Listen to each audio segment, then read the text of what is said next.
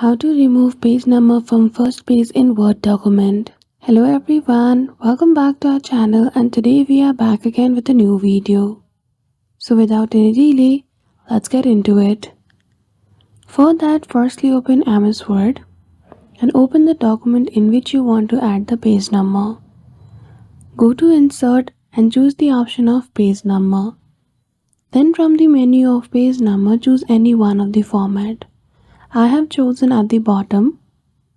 Now, once the page number has been added, in the Design tab, you simply need to toggle on the feature of different first page. You can see that option at the top. Simply toggle on that feature and page number will be removed from first page and the numbering will start from second. So as you can see, the page number has been removed from the first page. So that's it. I hope you found this video helpful.